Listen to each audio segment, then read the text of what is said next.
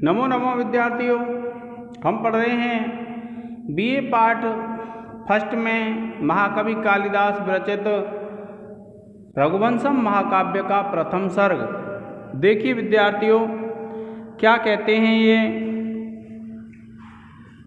कि भुवम कोषणेन कुंडोग्नि मेध्ये नाव व्रथादपि प्रश्नेव अभिवर्षन्ति वत्सालोक प्रवर्तना। देखिए क्या कहते हैं कि कुछ गर्म तथा यज्ञांत स्नान जल से भी पवित्र और बछड़े को देख करके स्वयं टपकाने वाले दूध से पृथ्वी को सींचती हुई स्थूल थन वाली नंदिनी वन से लौटी। उसका थन घड़े के समान बड़ा था, उसका दूध अब वो थ्रत स्नान से भी अधिक पवित्र था और जो बछड़े को देखते ही थन से टपकने लगता था, उस समय उसके थन से गरम गरम दूध चू रहा था। ऐसी वह नंदिनी उस समय वन से आश्रम में लौटी। इसमें क्या विद्यार्थियों, कभी कभी ये प्रश्न आ जाता है आपके लिए कि जो नंदिनी गाय है उसका वर्णन कीजिए, तो आपको इनको श्लोकों को रट लेना है। फिर क्या कहते हैं, देखिए विद्यार्थियों, ये श्लोक है कि रजः तणय्य क्रोधूतय्य स्पृशद्वीय गात्रमंतिका तथा तीर्थाभिषेक जाम शुद्धिम आधाना महीजितः। क्या कहते हैं, देखिए रजः तणय्य, रजकण कहते हैं जो धूल होती है, खुरोधूतय्य जो गाय ने अपने खुरों से उड़ाई थी, स्पृशद्वीय उसके द्वारा स्पर्श करते हुए के द्वारा, गात्रम अंतिकात शरीर के जो अंग होते हैं उनको स्पर्श करने हुए के द्वारा, तीर्थाभिषेक जान शुद्धिम आदधाना कि तीर्थ के जल से स्नान करके जो शुद्धि प्राप्त होती है उस शुद्धि को धारण करते हुए महीजितः कि जो राजा थे। इसमें क्या बताया विद्यार्थियों कि जब ऋषि वशिष्ठ ने यह बताया कि वह जो गाय नंदिनी है उसकी तुम्हें सेवा करनी है, तो जैसे ही उसका स्मरण कर रहे थे तभी क्या है, वन से लौट करके वह नंदिनी आश्रम में आ गई और उसके जो खुर थे, पैरों में जो खुर होते हैं पशुओं के उन खुरों से जो धूल उड़ी वह राजा पर जा कर के लगी और राजा मानो पवित्र हो गया। ऐसा लग रहा था कि जिस प्रकार से तीर्थ के जल में स्नान करके कोई व्यक्ति पवित्र होता है, उसी प्रकार से वह जो राजा है वह भी उस धूल के द्वारा कैसा हो गया, पवित्र जैसा हो गया, ऐसा प्रतीत होता है। देखिए क्या कहा, उसके खुर से उठी हुई धूली ने राजा के शरीर को समीप से स्पर्श किया और राजा उससे इस प्रकार शुद्ध हो गए जैसे तीर्थ में स्नान करने से मनुष्य शुद्ध हो जाता है, वैसे ही वह जो राजा है वह भी शुद्ध हो गए। देखिए तम पुण्य दर्शनाम दृष्ट्वा निमित्तज्ञस्तपोनिधिः याज्यमान संसित बंध प्रार्थनम सुरः अब्रवीत। देखिए क्या कहते हैं कि तम पुण्य दर्शनाम दृष्ट्वा, उस पुण्य दर्शन वाली गाय को देख करके, निमित्तज्ञः तपोनिधिः कि जो निमित्त कहते हैं शकुन को जो जानने वाले तपोनिधि थे, याज्यमान संसित आबंध प्रार्थना पुनः अब्रवीत कि उनको ऐसा लगा कि जिस प्रार्थना के लिए वह जो राजा है वहाँ आए हैं तो वह शीघ्र ही पूर्ण होने वाली है, इसलिए उन्होंने उस राजा से कहा। देखिए क्या कहा, तम पुण्य दर्शनाम दृष्टा कि उस पुण्य दर्शन वाली नंदिनी को देख करके, निमित्तज्ञ तपोनिधि कि जो शकुन को जानने वाले थे उस तपोनिधि ने पुनः उस राजा से कहा। क्या कहते हैं, देखिए शकुनों को जानने वाले तपस्वी वशिष्ठ जी पवित्र दर्शन वाली उस नंदिनी को देख करके यजमान दिलीप से, जिसकी मनोकामना अवश्य सफल होने वाली थी, बोले। क्या बोले, अदूरवर्तिनीं सिद्धिं राजन विगणे आत्मनः और उपस्थिति एवं कल्याणी नामनी कीर्तित एक यज्ञ। देखिए कि अदूरवर्तिनी सिद्धिं राजन विगणे आत्मनः, कि अदूरवर्तिनी दूर नहीं है, सिद्धि राजन, हे राजन, बेगणय आत्मनः, कि तुम्हारी जो सिद्धि है वो ज़्यादा दूर नहीं है, इसको तुम जान लो। और उपस्थितायाम कल्याणी, कि ये जो कल्याणी है, ये जो नंदिनी गाय है वो उपस्थित हो गई है, नामनी कीर्तितेव्यत, कि हमने उसका केवल नाम लिया था और उसका नाम लेते ही वह जो गाय है वह उपस्थित हो गई है, इसलिए तुम्हारा जो कार्य है उसकी सिद्धि अब ज़्यादा दूर नहीं है। और फिर देखिए क्या कहते हैं कि हे राजन, अपनी मनोरथ सिद्धि को समीप समझिए, क्योंकि नाम लेते ही यह मंगल मूर्ति नंदिनी गाय उपस्थित हो गई है। देखिए, वन्य वृत्ति इमाम शाश्वत आत्मानुगमनेन गाम विद्याम अभ्यसनेनेव प्रसादयितुम अर्हसि। जो ऋषि वशिष्ठ हैं उन्होंने क्या कहा? ऋषि वशिष्ठ कहते हैं वन्य वृत्ति इमाम, कि तुम वन्य वृत्ति को धारण करो। वन्य वृत्ति क्या होती है? वन में रह करके कंदमूल फल आदि खाना। शाश्वत आत्मानुगमनेन गाम, कि इस गाय का अनुगमन करते हुए विद्याम अभ्यासनेनेव, कि जिस प्रकार से विद्या का अभ्यास किया जाता है, विद्या बस में की जाती है, प्रसन्न की जाती है, उसी प्रकार से प्रसादयितुम अर्हसि, कि तुम इस गाय को प्रसन्न करने में योग्य हो। क्या बताया ऋषि वशिष्ठ ने? ऋषि वशिष्ठ ने यह बताया कि यह जो गाय है, यह गाय कैसी है कि जब आप वन्य वृत्ति को धारण करो और इस गाय को तुम प्रसन्न करो और ये प्रसन्न हो जाएगी, तो तुम्हारे लिए जो तुम्हारी संतान प्राप्ति की इच्छा है वह पूर्ण हो जाएगी।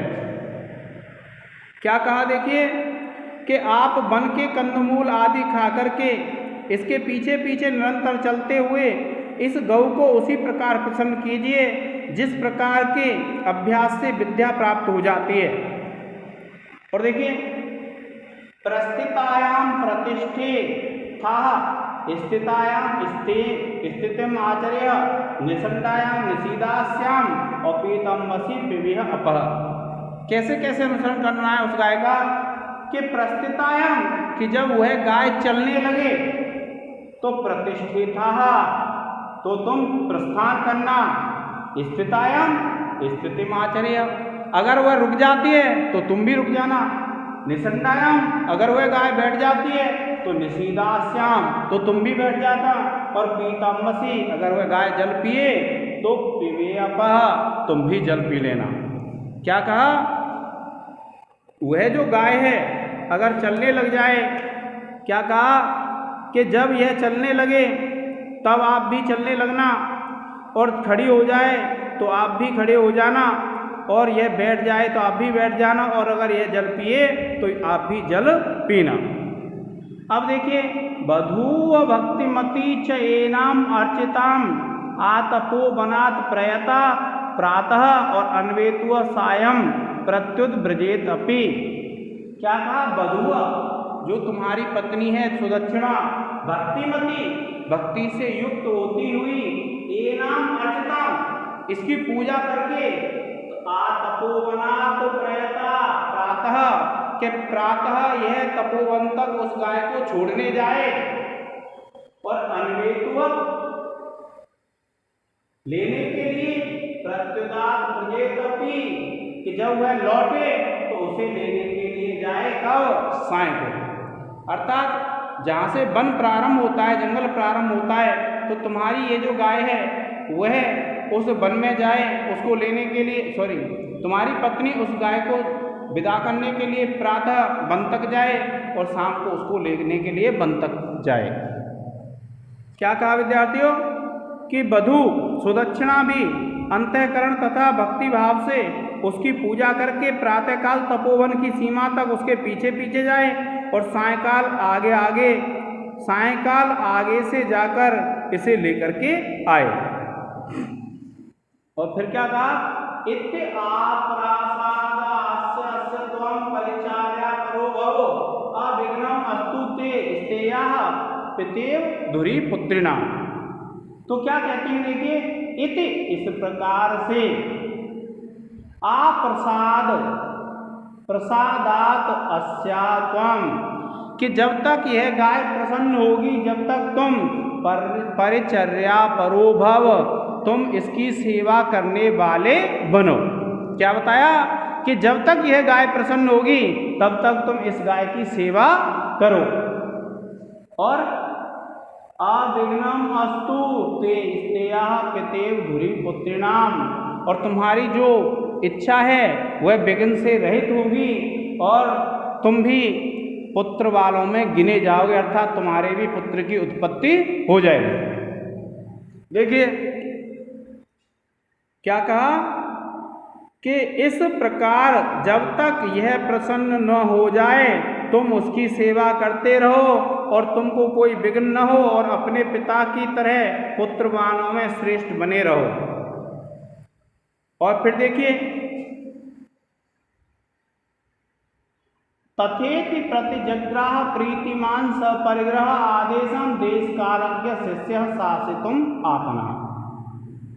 क्या कहा? तथेति, ठीक है, प्रतिजग्राह स्वीकार किया, प्रीतिमान सपरिग्रह प्रसन्न होकर के अपनी पत्नी के साथ, आदेशम उस आदेश को, देश कालज्ञ शिष्य जो देश और काल को जानने वाला था, शासित हुआ आनतः और जो शासन को जानने वाला था, मानने वाला था, ऐसे उस राजा दिलीप ने उनसे उस बात को स्वीकार कर लिया। अब देखिए क्या कहते हैं कि देश काल के जानने वाले उस प्रीतिमान शिष्य ने बहुत अच्छा यह कहकर गुरु की आज्ञा ग्रहण कर ली। फिर देखिए अत प्रदोषे दोषज्ञ संवेशाय विषाम पतिम सूनुह सूनरत वाक्य सृष्टो विसर्जित श्रियम। क्या कहते हैं? देखिए कि इसके बाद सत्य और मधुर भाषण करने वाले ब्रह्मा के पुत्र विद्वान वशिष्ठ ने रात को श्रीमान राजा दिलीप को सोने की आज्ञा दी।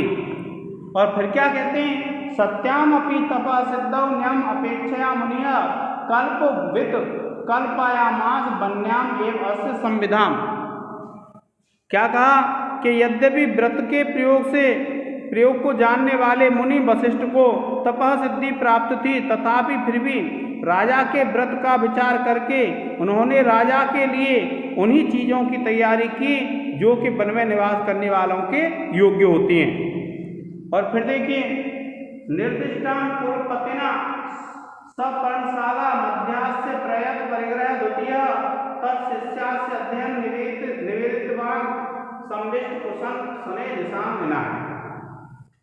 देखिए निर्दिष्टां जिसका निर्देश किया गया था, कुलपतिना सपर्णशाला कि जिस पर्णशाला में पर्णकुटी में सोने के लिए आदेश किया गया था वशिष्ठ के द्वारा, उसमें अध्यास्य प्रयत परिग्रह द्वितीय, उसमें अपनी पत्नी के साथ निवास करके तत्शिष्य अध्ययन निवेदित बसानाम कि जब शिष्यों का अध्ययन प्रारंभ हो गया तब संविष्ट उस शयने निशान निनाय, तब उन्होंने रात्रि व्यतीत करने के बाद जगे और इस प्रकार से उन्होंने उस रात्रि को व्यतीत किया।